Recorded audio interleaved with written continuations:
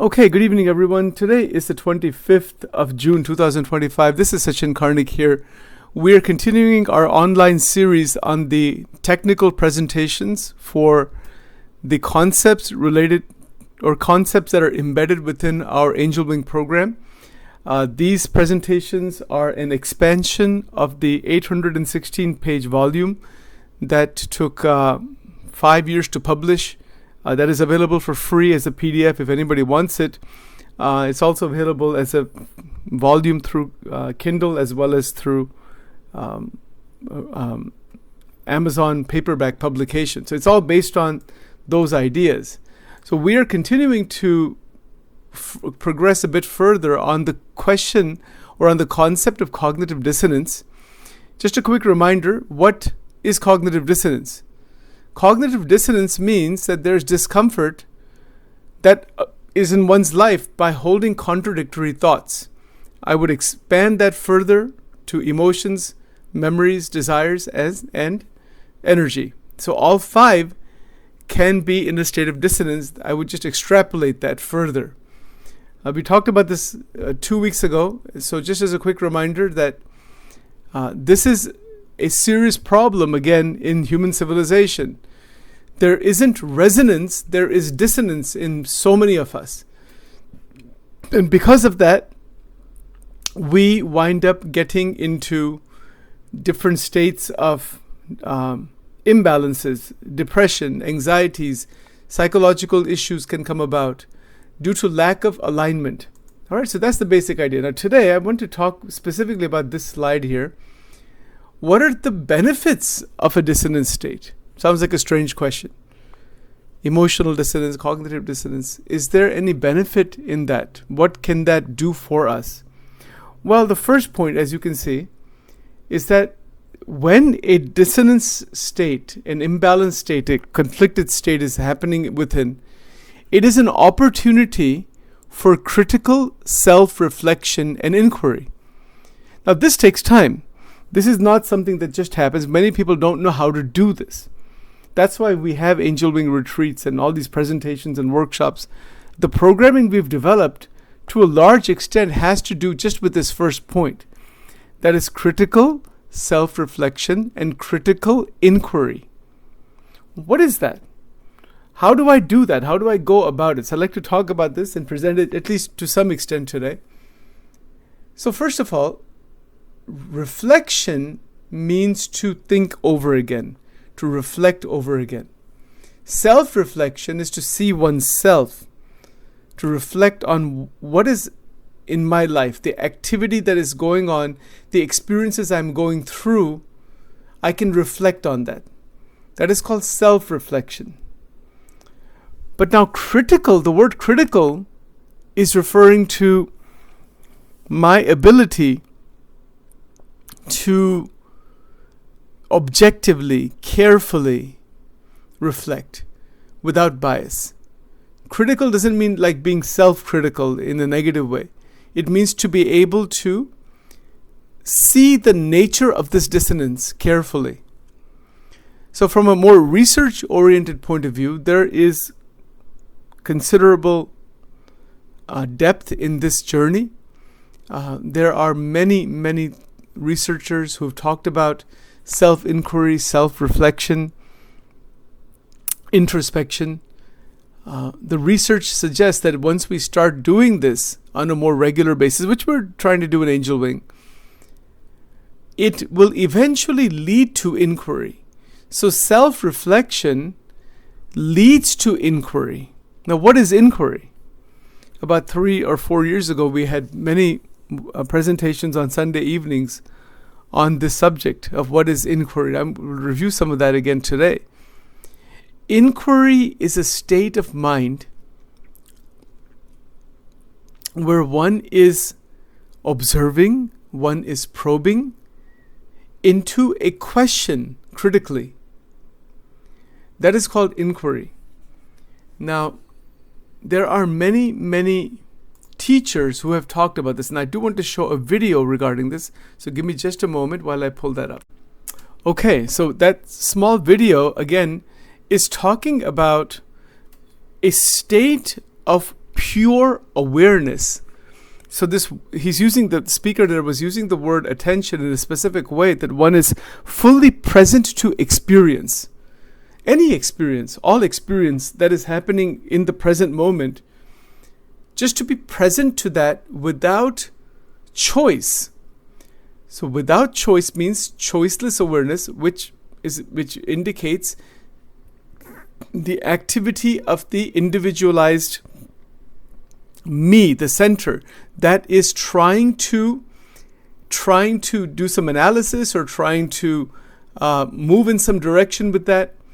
Right? So the way this is one of the most direct ways to resolve cognitive dissonance. That is choiceless awareness. It will obliterate cognitive dissonance once we actually tap into choiceless awareness. But, again, what the speaker there was saying in the video is to be attentive completely to the experience itself without the center. Center meaning without the me that is filtering and through the images and seeing through that. Okay, well, what is that possible? Yes. Eventually it is possible when we reach a state of inquiry. Sometime in the future, we will be doing a special retreat just on this subject of choiceless awareness. We'll probably do like a whole weekend retreat on it because it's a very evolved concept. But the point is that for our purposes here with the technical presentation about cognitive dissonance, that this is an idea that Leon Festinger talked about through his research. It has been validated very well. It has been validated very, very well with lots of, there have been thousands of articles and studies that show that this actually does exist. All right? Well, if the dissonance is there, then it is an opportunity for reflection and inquiry. It's a curiosity. Why is this contradiction? My mind is going in this direction, that is going in this direction, is going here, is going there, is going in. Is creating a dissonance inside. I have an opportunity to sit with it and to let it slowly settle down. That's meditation. It is called the flowering of the experience from inside without doing anything to that flowering. Right? So this is a type of meditation that is going to resolve the dissonance. So the theories that have come out of cognitive dissonance talk about all of these kinds of things, such as authenticity and behavioral integrity. We talked about that yesterday. That we become very authentic to ourselves. We don't escape from ourselves. We're just present to ourselves thoroughly. And that sounds like an easy thing. Like, okay, well, what's the big deal in that? What is the big deal in being present to yourself? It is the biggest deal. It's everything. Because we are not present completely to ourselves.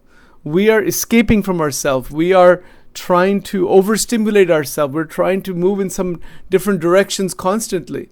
We're just not at ease with ourselves.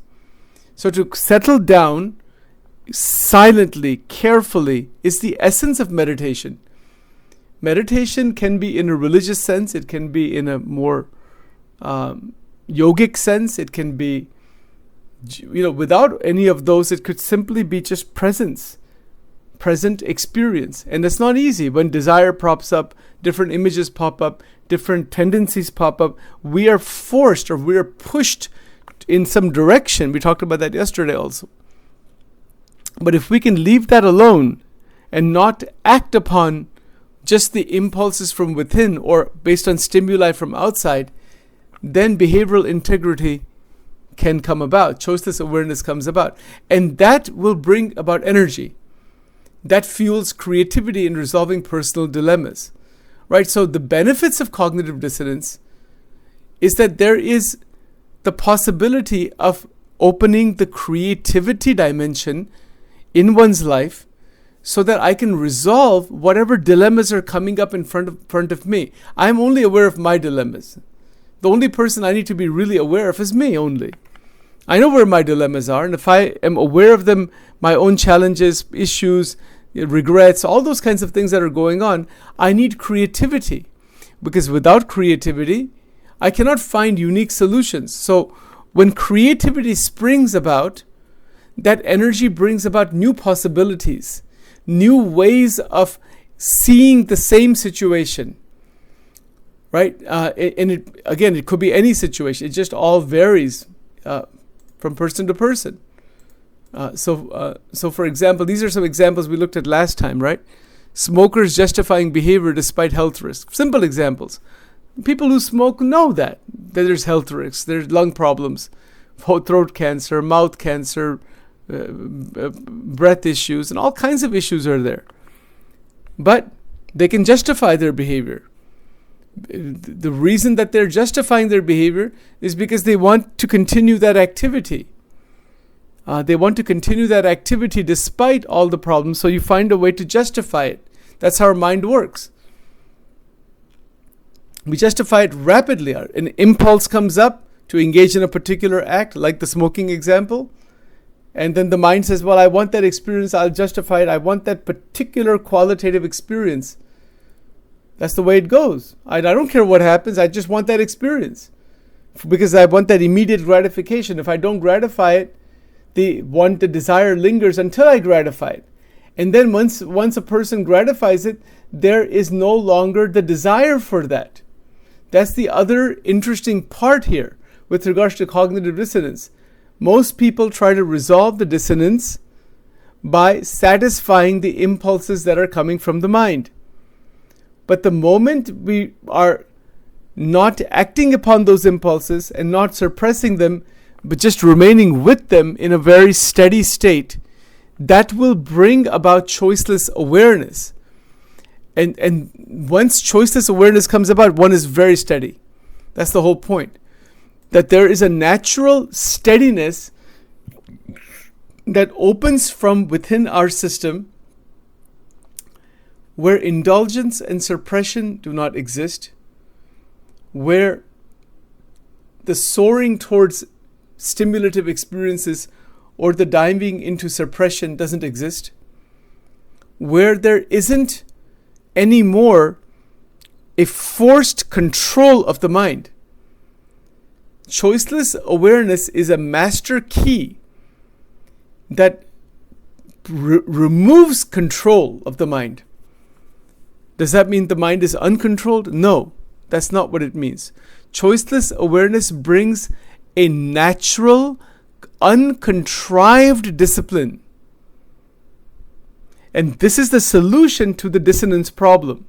This is the root solution. The other solutions are still quite superficial, that are talked about in traditional psychology. This is even beyond traditional psychology. Traditional psychology doesn't talk about choiceless awareness because they don't know a whole lot about it. They don't know much about it at all. Mostly it's about trying to resolve the dissonance by taking some steps to remove it, to fight with it, to be motivated to do other things. One is constantly in a battle inside. You try to touch that dissonance, it will get stronger and fight back. That's what generally happens. You try to control an impulse, it will get stronger.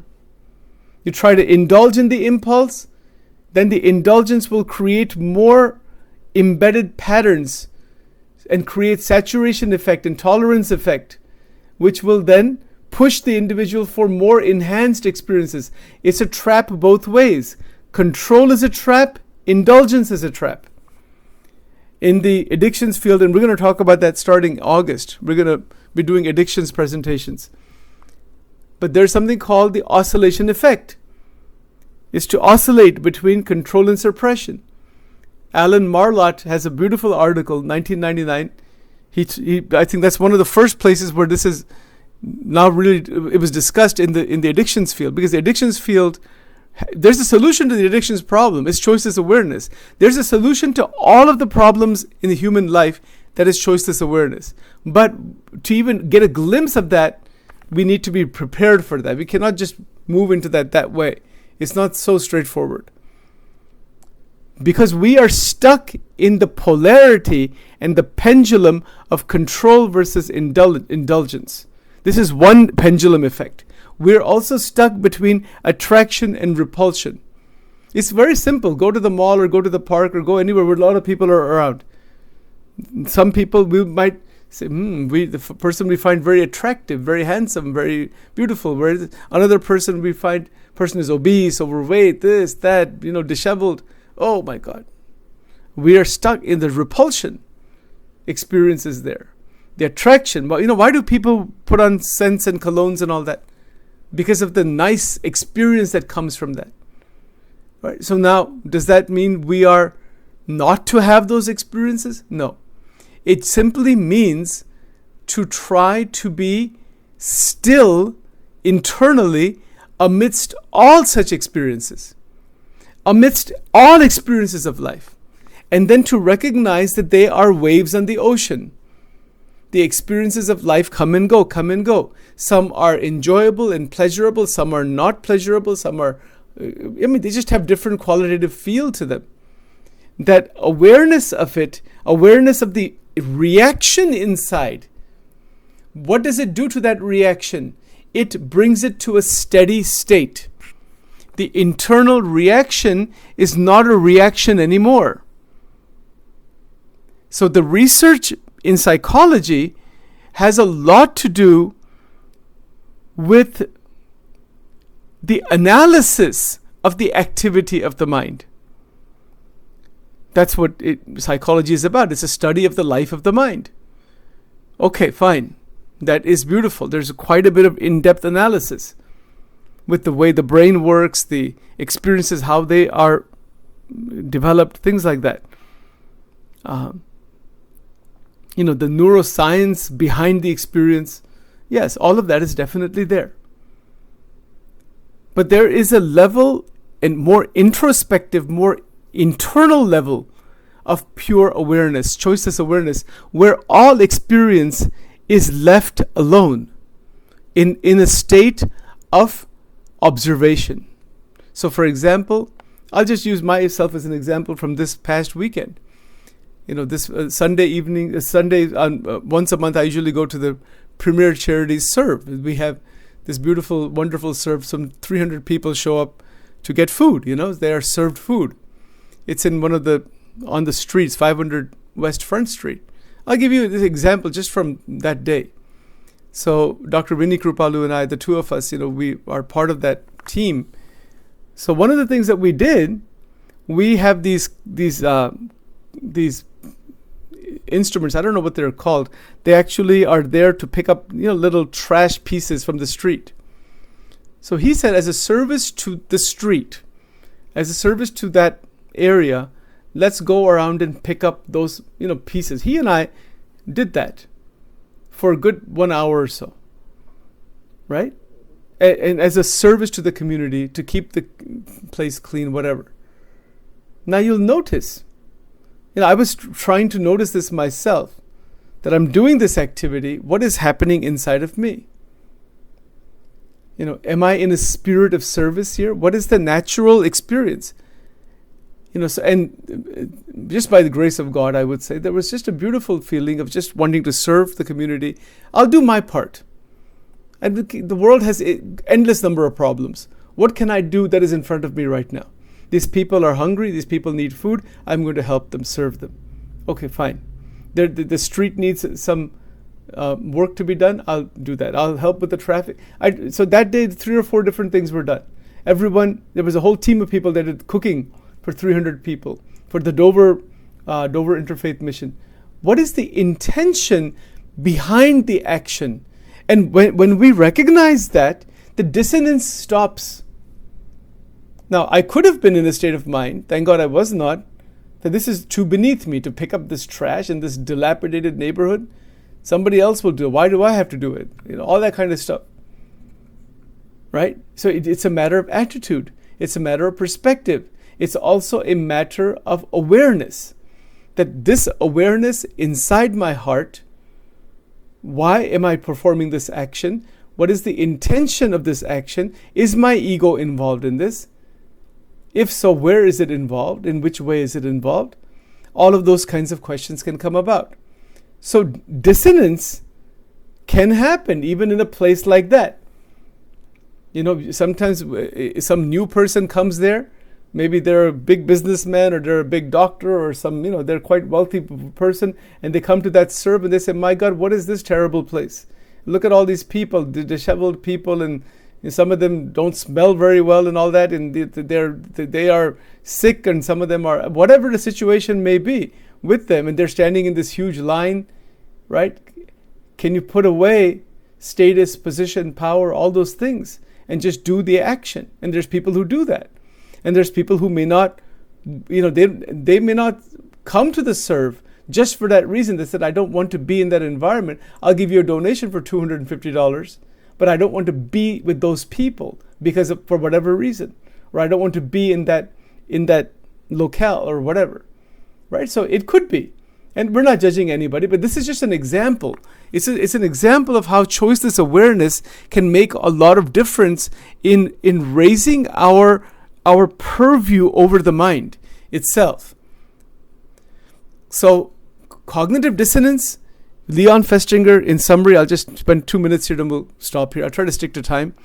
Leon Festinger talked about this, and he wrote articles about it, and there's books about it, and there's so many people have researched about it. But the research, all of it shows a great analysis that this dissonance has many components to it. It can cause a lot of upheaval in one's life. It can cause a great deal of turmoil, and the resolution leads to greater psychological coherence.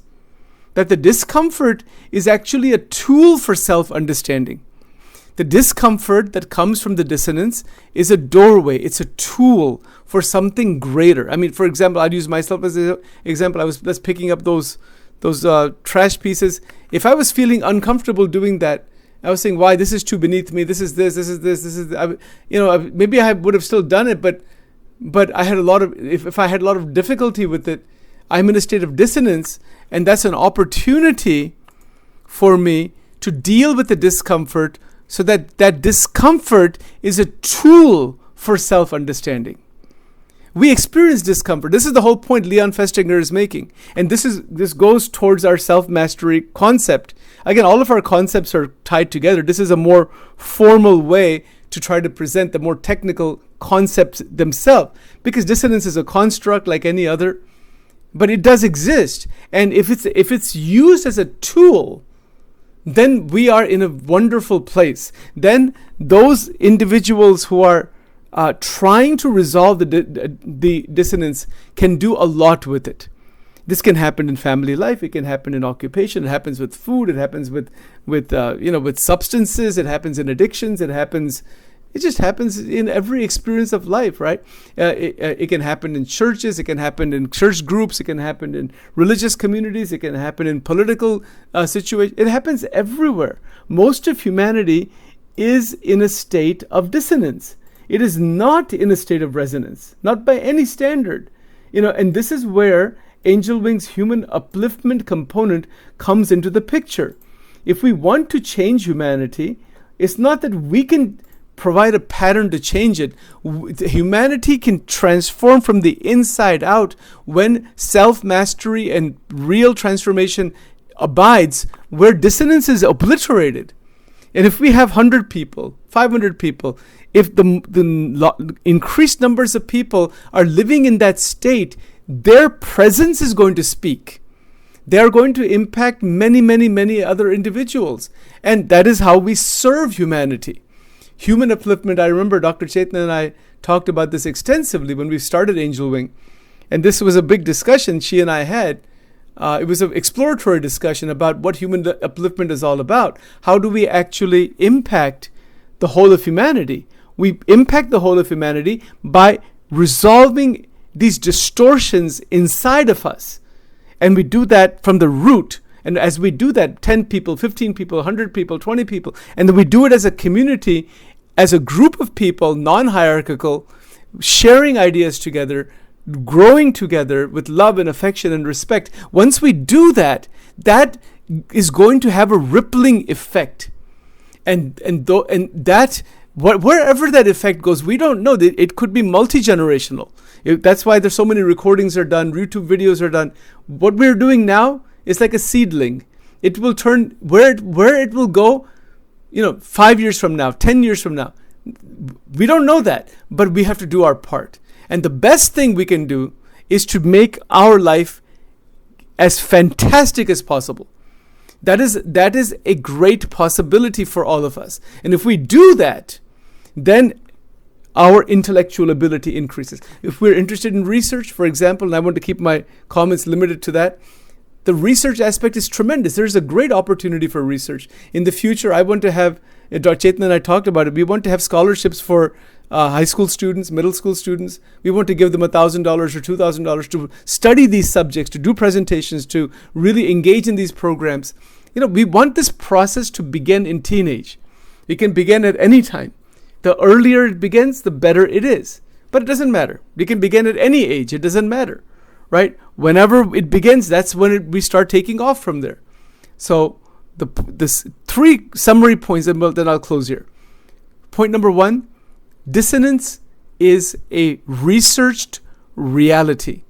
It does exist. It is not just a theory. It has been time tested. It absolutely exists. There are many reasons for dissonance. There are many reasons.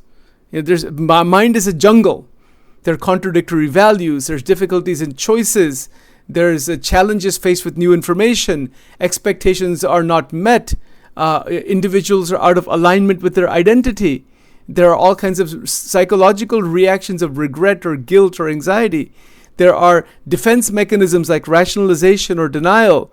There are all kinds of personality reactions. I mean, the list just goes on. Why dissonance is there? If I was to read you that list, it's 1,000 items. I mean, there's no end to that list. But there is an end to the dissonance. So this is a third point. The third point is choiceless awareness. Master key. Choiceless awareness is a master key that will obliterate the dissonance. And it's not talked about in the field of psychology. Because again, Sachin's very humble opinion that choiceless awareness has not. The traditional psychology is nowhere even near choiceless awareness. It's all about playing around, with the experiences to try to change them, to try to change our reactions. But the state of pure, unbiased observation is a doorway into the obliteration of dissonance, and it's a natural resonance that is not created by the mind. It is not an artificially created resonance. So for example, people who are in these treatment programs, and they should be, there's nothing wrong with it. They go to drug treatment programs, large percentage, I don't know what the percentage is, they relapse within 24 hours, 48 hours. Some of them wind up dead even, because they have been artificially controlled in an artificially beautiful place, and they've paid money for it, or insurances paid for it and all that. They're in those facilities and with the groups of people. They feel like it's really going well. Fine. It's necessary, but it's artificial. Choiceless awareness is not artificial. It is a natural obliteration of the distortions of the mind. It's a very advanced concept. Well, so I'm just mentioning it here as part of our self-discovery process, self-mastery technical presentation, because it comes in this current line of examination. That's why I'm mentioning it here. We'll be talking about this concept in year number 4 in much more detail in the PTP program on sustained self-mastery. If you want to sustain self-mastery, choiceless awareness is the doorway into that. But it's a very, very, very advanced concept, right? So I don't want to go too much into it right now. Just mentioned a few points about it today, and I'll stop here for now. All right, so thank you all so much. We'll open it up for any Q&A dialogue.